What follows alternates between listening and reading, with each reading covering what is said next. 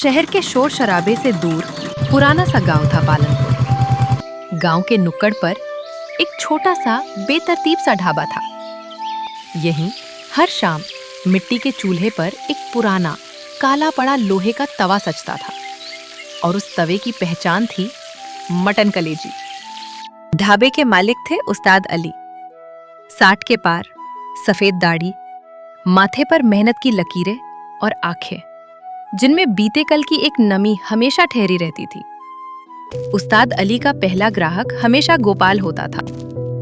उस्ताद, अपनी वाली गर्मा गर्म कलेजी और 2 रोटी खिला दो। आज पेट में चूहे नहीं, शेर दौड़ रहे हैं। आ गया मेरा शेर। बैठ बैठ। आज जरा अदरक का पानी ज्यादा डाला है। तेरा गला हमेशा खराब रहता है ना, तेरे गले के लिए अच्छा है।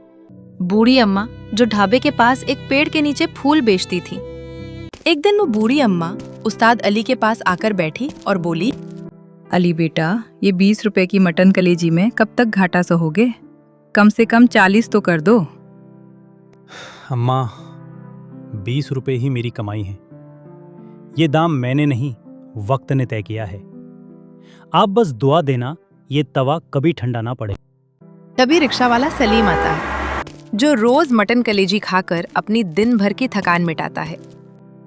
उस्ताद, आपकी मटन कलेजी ये सिर्फ खाना नहीं है, ये हमारे दिन भर की मेहनत का इनाम है। बाहर सब कुछ महंगा है, अगर आप भी 20 रुपए से ऊपर कर दोगे तो हम तो भूखे मर जाएंगे। तुम भूखे नहीं मरोगे सलीम। जब तक ये तवा जल रहा है तुम सब खाओगे। मेरा ढाबा तुम लोगों के लिए ही है। उस्ताद की ये बात सुनकर सलीम की आंखों में कृतज्ञता झलकती है। लोग जानते थे कि इस 20 रुपए में कोई मुनाफा नहीं बल्कि ममता छिपी है। कुछ ही देर में उस्ताद अली ने सलीम को एक प्लेट मटन कलेजी दी, जिसे खाकर सलीम बोला, देखा उस्ताद, बस इसीलिए मैं तुम्हारे ढाबे पर मटन कलेजी खाने आता हूँ। आपके हाथों की मटन कलेजी का स्वाद न कहीं मिल सकता है और न ही कहीं होगा। थोड़ी देर में उस्ताद अली के ढाबे पर भीड़ जमा होने लगती है। हर आने वाला सिर्फ खाने की खुशबू से नहीं, उनकी मुस्कान और अपनत्व से भी खिंचा चला आता है। शाम ढलते ही ढाबा नहीं, एक परिवार सा माहौल बन जाता है, जहां उस्ताद अली के हाथों का स्वाद लोगों के दिलों में उम्मीद जगा देता है।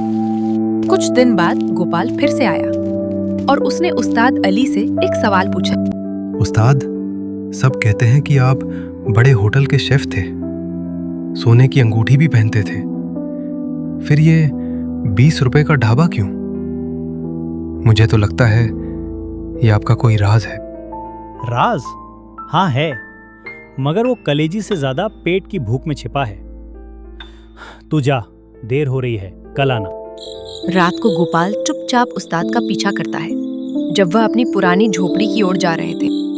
घर के अंदर उस्ताद अपनी बीमार पत्नी साहिबा के पास बैठते हैं। अली, आज फिर कमजोरी लग रही है। तुम क्यों मेरी वजह से इतना दुख उठाते हो?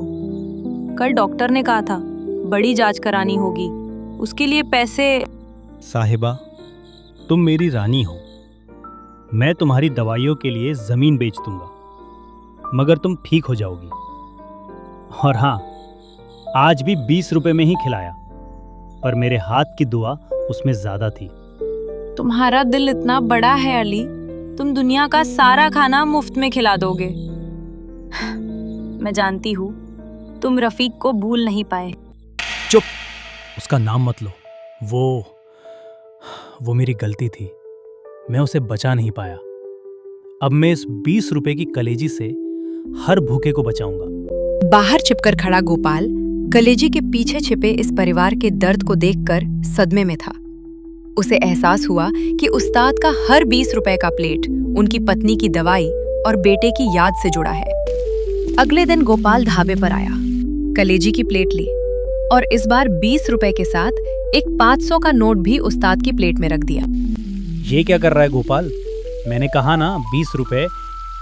कल रात मैंने आपका पीछा किया था उस्ताद।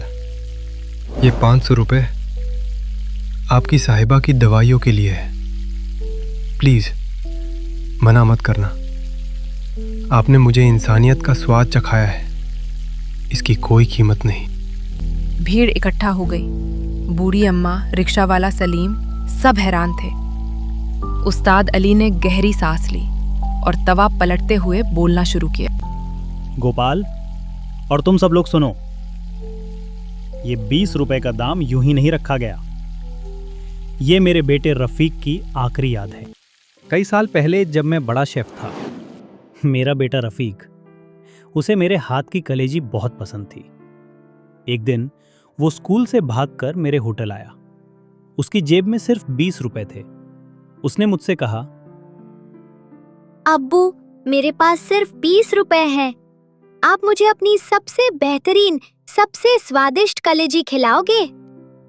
मैंने उसे डांटा।